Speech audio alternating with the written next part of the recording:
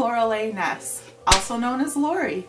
If you haven't subscribed to my YouTube channel yet, this is a great time to do it.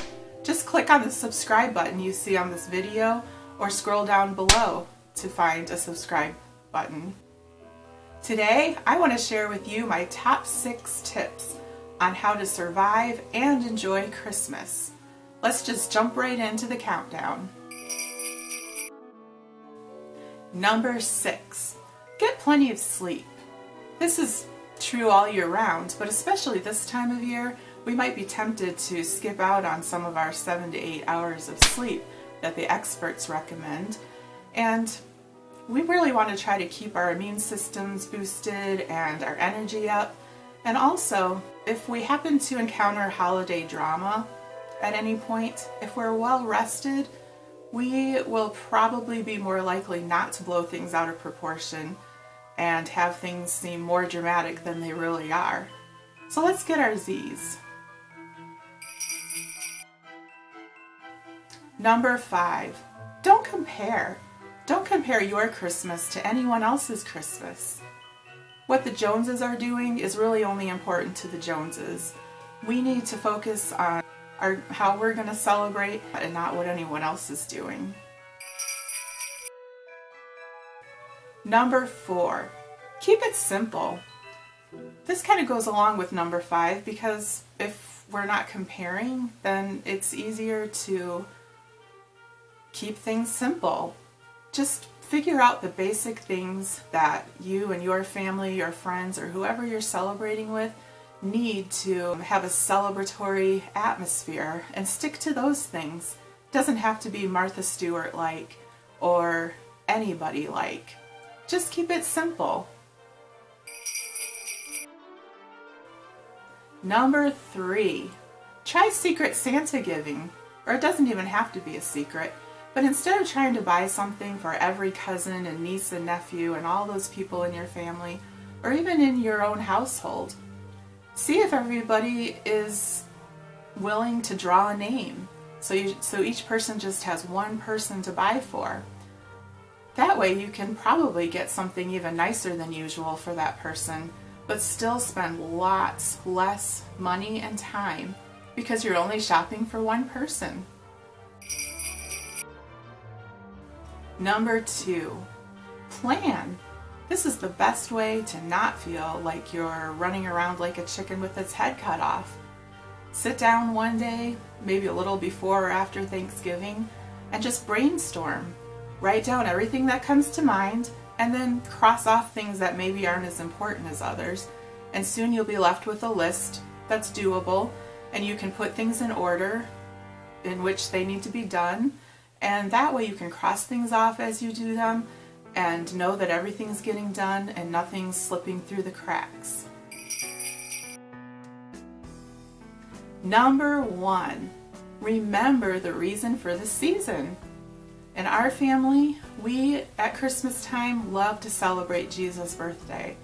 We know that he's probably wasn't born on the 25th of December, but we're just celebrating the fact that he was born, whatever day that was, and that he came down to earth, and he did so much for us, and he continues to do so much for us. We love him, and we want to celebrate. So, those are my 6 top tips for surviving and even enjoying Christmas.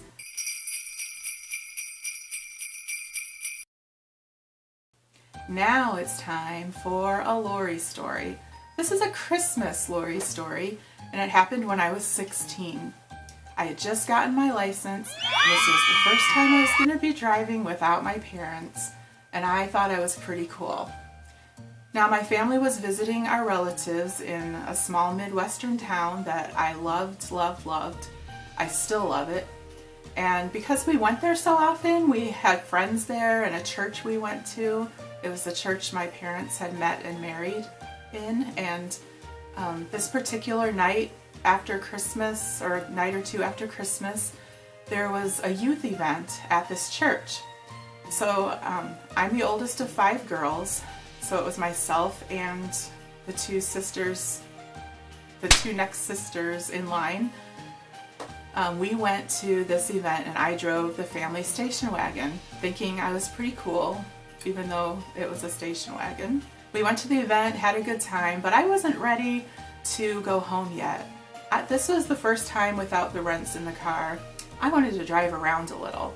So we drove around listening to my new Jackson's Victory cassette tape. Yes, I did say cassette tape. That's how old I am. Oh yes, I'm old enough that I was in love with Michael Jackson when he still had a nose. My sister and I had posters of him all over our walls. Yes, that's how old I am. So yeah, this was the mid-'80s. I'm not afraid to say it. We drove around and went where we wanted to go. Then it was time to go back to my grandparents' house. Well, actually, my grandparents at the time, they were elderly and they had to sell their house and move to an apartment complex which was for elderly people. So I was about to pull into the parking lot. There was one parking space available between two cars. I turned to go into the parking spot and all of a sudden I couldn't move anymore. I had run into the car on my right. So I went to back up and couldn't move. I couldn't go backward or forward. I was kind of freaking out. So I ran into my grandparents' dwelling and my aunt was there, so she came out, assessed the situation, and proceeded to tell me that I had hooked fenders with the other car. Hooked fenders? I had never heard of such a thing. I didn't know that was possible, but I had hooked fenders. And I wish I could say that that was the last time that happened to me in the station wagon, but I can't because, well, that's a story for another day. I could tell you dozens of Laurie Story station wagon stories.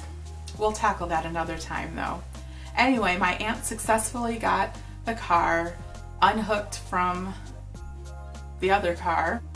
There was no damage or anything. Our car was a tank. It was a beast, I'm telling you.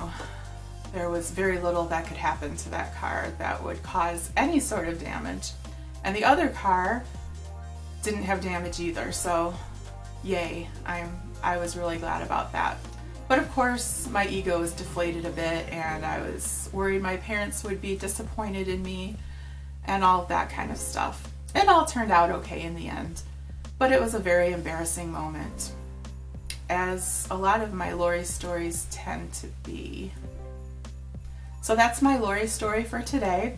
I really appreciate you watching and I hope that you'll like this video and share it. Subscribe to my channel, like me on Facebook, all that kind of stuff.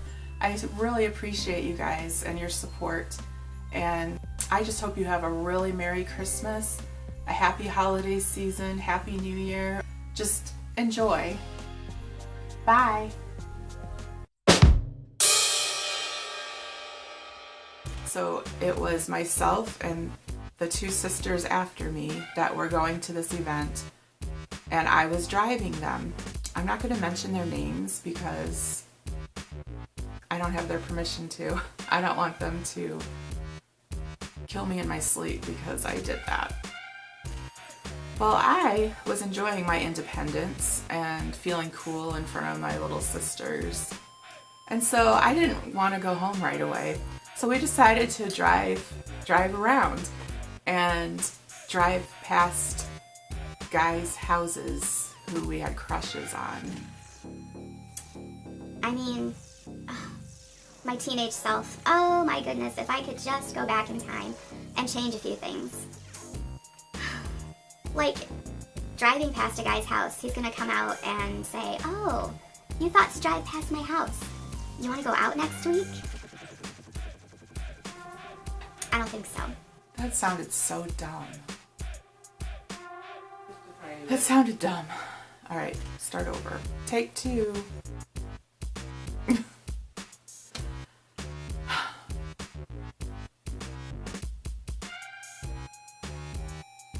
The star on the tree is crooked.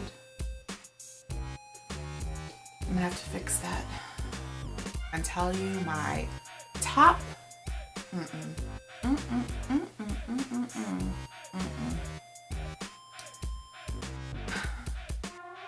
Take 3. I would give you my top 6 tips. Just talk, Laurie. Just talk. This is why you write instead of speak.